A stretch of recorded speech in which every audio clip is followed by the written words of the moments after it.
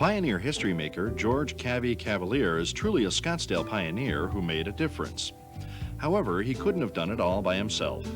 At his side was his 18-year-old bride, Mary Alice, who left the comforts of life in Santa Barbara to accompany her husband to Phoenix to work on the Arizona Grand Canal for the Bureau of Reclamation. In 1908, George had just completed 4 years of blacksmithing apprenticeship in Santa Barbara.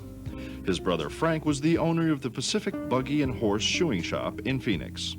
Frank told George about the government's need for a blacksmith to operate the coal-fired dredge being used to widen and deepen the Grand Canal from Granite Reef to the crosscut at the intersection of Indian School and 56th Street.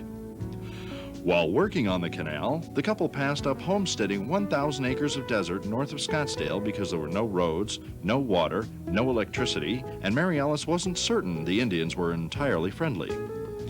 When it was necessary to get supplies, George and Mary Alice traveled by horse and buggy across a desert trail through Papago Park.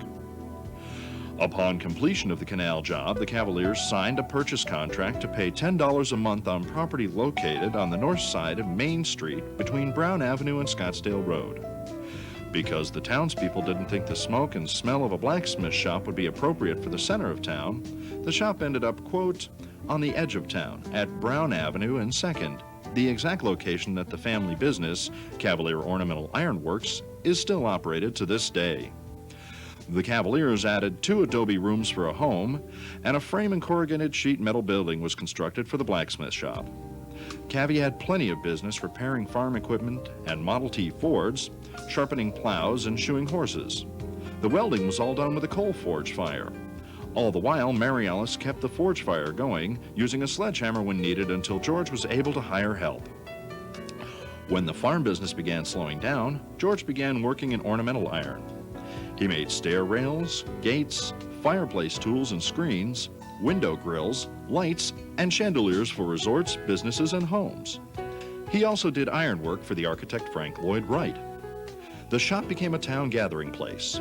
Men would stop in for news, gossip, to tell tall tales, and on weekends to watch and bet on boxing matches. The Cavaliers can be proud of the 85 years that they have given to Scottsdale. All 8 of their sons and daughters were born and raised here and have each made their parents proud. George Cavalier has left a rich heritage to Scottsdale.